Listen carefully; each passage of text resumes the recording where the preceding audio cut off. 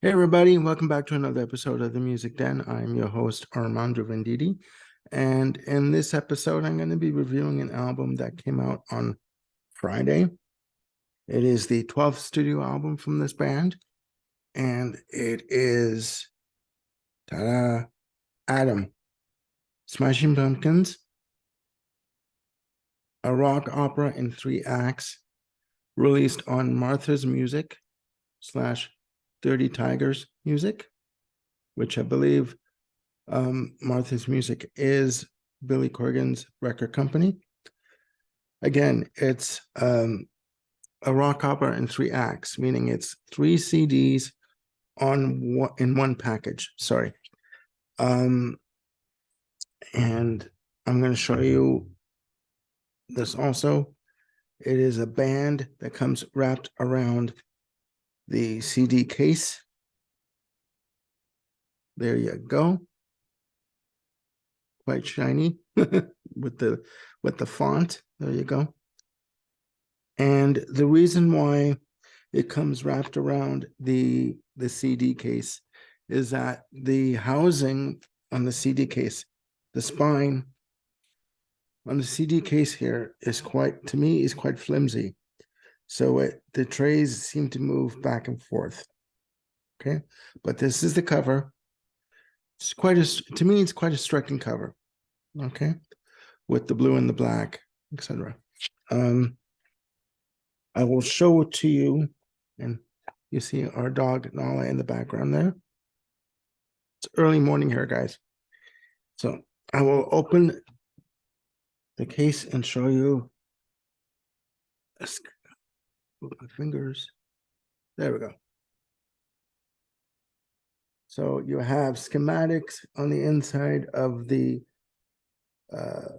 CD case on the trays in terms of, looks like a spaceship. Okay. And it will open up the first flap, you have the first CD there. And again, it is Digipack. So to all those out there who, like myself, hate the Digipacks where you got to dig in and pull the CDs out and possibly rip the covers, this is the way to go. So there's the first CD. Just one moment. I'm opening up the other 2 CDs. So there you go. There's all 3 CDs in the CD trays, which is the way it should be, in my very, very humble opinion. What to say about this album? First of all, I will tell you, as I very clumsily close the CD case, I'll tell you about the album. It is, again, as I said, the band's 12th album. It was released in 3 parts online. The first act was released in November of 2022. November 15th to be exact, of 2022. The second act was released January 31st of 2023, and Act 3 was released on May 1st when the physical copy was released to the stores. And it was produced by Billy Corgan. In the band, you have Billy Corgan on vocals, guitars, bass, and keyboards, James Iha on guitars, Jeff Schroeder on guitars, and Jimmy Chamberlain on drums. On backing vocals, you have Katie Cole and you have Sierra Swan, who provide, in my very humble opinion, again, fantastic backing vocals. Now, each CD has 11 tracks, and there are 10 additional tracks included. However, they are included on the vinyl edition. Now, the vinyl edition runs about $107 if you get it on Amazon. Runs about $120 if you get it in the stores. And again, as you can see, Nala's there in the background, looking very nice, looking very comfortable, and keeping quiet for now, and hopefully not barking. Okay, the album, how can I describe it musically? It has a very futuristic feel in terms of the use of keyboards, keyboard textures, and passages, etc. It's very futuristic. According to Billy Corgan, the subject matter has one foot in reality and the other foot in another world. So there's the futuristic element that comes in. This album is to be considered the third part of a trilogy, the first being Melancholy and the Infinite Sadness, and the second part being Machina. Now, to be totally honest with you, if Billy Corgan had not said that this was part of a trilogy, I would not have known. I would have thought that this would have been a rock opera all onto its own. Sorry, it's early in the morning and I've only had 3 sips of coffee, so it's hard to think right now. Um, but the album is a good album. Musically, it's fantastic. You have a combination of hard rock with good rhythm guitar, heavy drums mixed with more I don't want to say ambient, but more keyboard oriented, synth oriented passages. For me, the tracks that stand out are I'm going to go through each act. Um, the tracks that stand out in Act One are Atum, the title track, which is again, it's not again, but it's an instrumental, and it's very sort of futuristic type of a feeling to it. Lots of keyboards, beautiful textures. The Butterfly Suite it follows up right after Atum, and it's a beautiful piece of music. It's Billy Corgan offers fantastic vocals. The only I guess you'd say critique or criticism for me as a listener is I need to be able to understand what the person is singing. And he has a tendency in his vocal delivery to run his words together. His cadence isn't as clear when he sings. So you need the vocal sheet, like the lyric sheet in front of you to see what he's singing and to understand what is going on with the characters. And in terms of the characters from the main character, from Melancholy being Zero. In this album, it takes place a few years in the future, and the character becomes the character of Shiny as opposed to Zero. And the name Zero is mentioned throughout mostly of Act 3. But I digress. Moving on to the tracks from Act 1, Hooligan is a nice pop track. Steps in Time is another fantastic piece of work. When Rain Must Fall is great. Embrace, Beyond the Veil is another good track. And the one track that stands out for me on disc 1 is The Gold Mask, which is the last track, track 11. And the sentiment behind that track is, imagine waking up in a society, in a world where you didn't have to worry about appearances, about who you are as a person, who you had to be in front of people as a person. You could just be yourself, no excuses, no pretension, no being who you're not. You can just be yourself, and life is what it is, and you enjoy.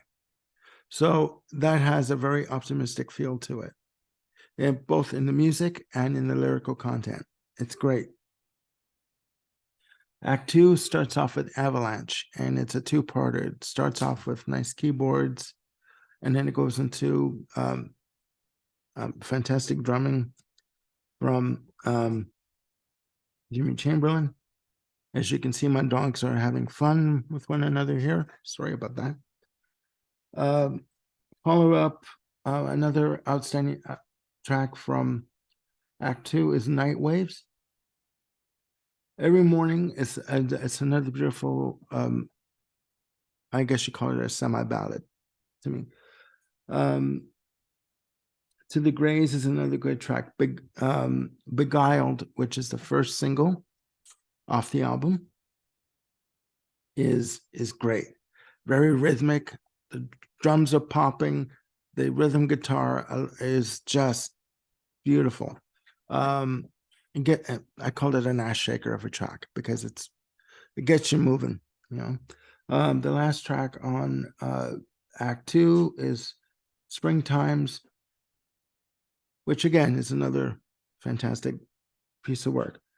Act Three starts up with Sojourner, which clocks in at 7 minutes plus. There are a couple of lengthier tracks on Act Three. And again, the tracks on Act Three, side three, Act Three are more softer. I don't want to say ballad type, but the arrangements are of a more softer nature. Other tracks that stand out are that which animates the spirit. Long title for a track, but that's a good one. That is a really good one. And Paces is another fantastic track. Another one that stands out, which I mean, it's in two sections. First, it's called Intergalactic, and it's like almost literally 8 minutes 59 seconds long. It starts off with very beautiful soft keyboard passages, and then around midway through, the drums kick in, and Chamberlain goes to town on the drums. It's just he and Billy Corgan on bass. I mean, they're locked into one another. They're very in sync with each other. The drums, in terms of the drums, they are heavy. They are aggressive. There are times when they do sound treated, processed. But I mean, at the same time, they do sound tight. So overall, the work on the album is fantastic. Musically, it's superb. Is it better than Melancholy? Or, I mean, to a lesser extent, Machina? No. I don't think that it is. I do think that at 130 minutes and something like 9 seconds or something like that, I do think that it is a lot of music to sonically digest and to get a handle on. I mean, to be able to sit through 2 hours and 10 minutes, usually I'm one for sitting through albums. I am. I mean, I can sit through The Wall. I can sit through the Dream Theater. I can sit through those albums. Dream Theater, Scenes from My Memory. Sorry, I forgot to mention the album title. But this album is a long album to be able to have to sit and listen to. You have to literally take it in the 3 acts that it's mentioned, that it's supposed to be given to you as, separately. It is a good album. It's just that I think it's quite ambitious for Billy Corgan to do this. I mean, he has been known in the past to say that this was back in the 2000s after Machina came out and the band broke up. That incarnation of the band with Melissa Oftamar on bass when they broke up. And Corgan said at that point that he won't be doing any more albums, that people don't buy albums anymore. I do think that for him to release a triple album and hope that people will take it as an entire piece in terms of concept. I think is quite ambitious, not wrong, but ambitious. And I mean, it's up to the listener to if they can follow the storyline and know what he's trying to present. Again, musically, it's fantastic. Lyrically, it's good. It's good. It's got lyrics of optimism and hope and dreams of the future, and almost of a utopian society, not a dystopian, but a utopian society. And there's nothing wrong with that. So, in terms of if I were to give this a rating, I'd give it musically. I'd give it for the music. I would give it 4.5 out of 5 because it is good. Just the overall idea, the concept of it, I don't think it does work as a concept album. I think that, again, had you not mentioned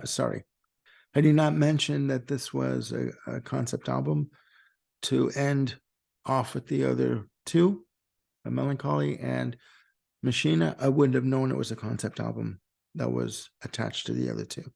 So as a standalone, I think it's great. Tie it in with the other two, I don't think it works. I think it's the weaker of the three. But again, that's just my opinion. Please leave your comments down below if you're interested, and click like and subscribe and hit the notification bell to keep on top of any other content that I have coming up. I've got a few more videos that I'm going to be putting through and putting up on YouTube. And just to let you know, I'm going to be doing another episode with Bill Schuster on, we're going to do a Pink Floyd album ranking, which I'm looking forward to that. 15 albums to be ranked. It's going to be a hell of a show. And Ryan Gavalier is coming back on the channel to do a Prince top 10 singles ranking with me. So in the near future. So please stay tuned for that. I hope you guys are having a great day and you're looking after yourselves and one another. And I will be back soon with another video. Take care and bye for now.